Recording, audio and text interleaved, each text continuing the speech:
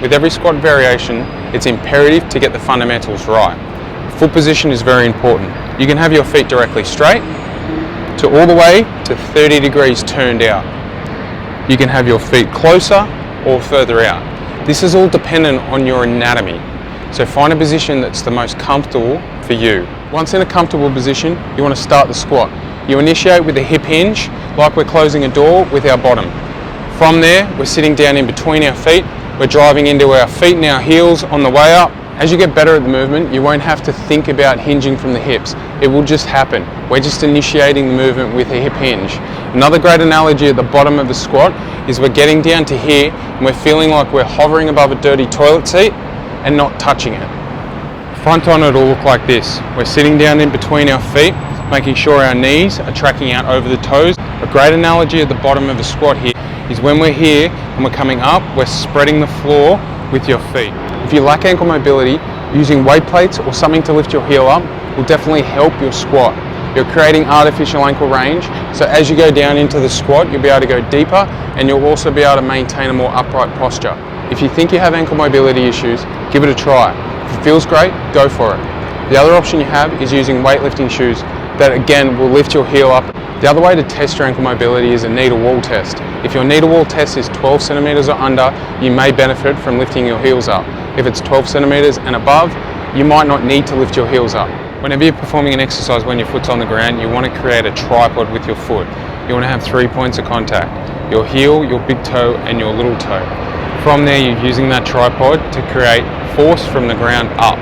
Squat depth is very individual and it's based on a variety of factors, including anatomy, personal preference, and your previous training experience. I highly recommend that you go to 90 degrees with your knees, and if you feel comfortable, you can go lower. So 90 degrees with the knees is roughly where everyone should be. If you feel comfortable, you can go deeper with your squats like that. What I'd call an arse to grass squat. Find what's most comfortable for you and continue to do it that way. You have 3 options with barbell squats: high bar back squat, low bar back squat, and front squat. I recommend that you choose whatever one you want to get better at and the one that feels the best. The difference between a high bar and a low bar back squat is where the barbell sits on your back. A high bar back squat sits here, low bar down here. With both, we're squeezing our shoulder blades together to form a little channel of muscle so the barbell will sit on that. There's high bar. Low bar, same thing, you're squeezing your shoulder blades back and together to form that channel, and that's where the barbell sits. With both type of back squats, once the bar's on that channel, you're feeling like you're pulling the barbell down onto that channel with your hands.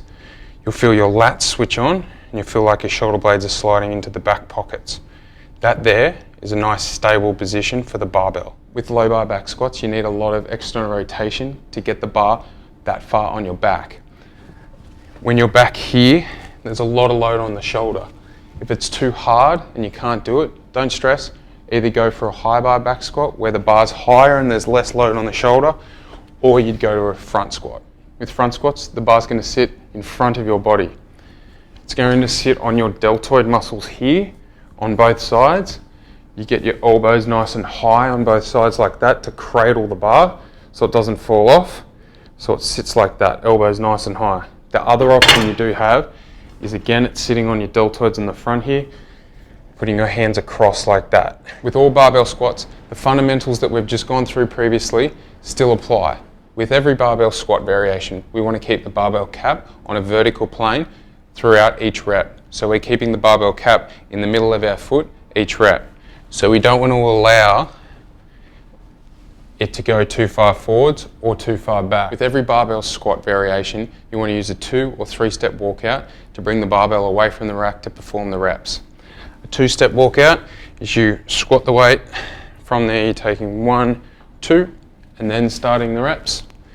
3-step is squat the weight out, 1, 2, 3, then start the reps. One thing to note, when you're performing a walkout, make sure that the first step isn't very big. If it's too big, what will happen is the weight plate around the barbell collar will clip the actual rack. So make sure, even with a 2-step walkout, the first step isn't too big. 3-step, same thing. If you go too far, it'll clip. How to perform a high bar back squat: get into position, Squat the weight out of the rack, walk out from there, perform the reps, come all the way back into the actual rack, clip the rack, squat it back down. How to perform a low bar back squat? Pretty much the same as a high bar, except the bar's obviously lower on your back. Squat the bar out of the rack, step out, and then from there, squat. With a low bar back squat, you're normally going to lean further forwards over your toes, so it is good for someone that has a longer femur or a longer torso, like myself. How to perform a front squat? I'm going to use weight plates underneath my heels because I struggle a little bit with front squats, but this is how you perform it. Squat the weight out of the rack, step back, from there, squat,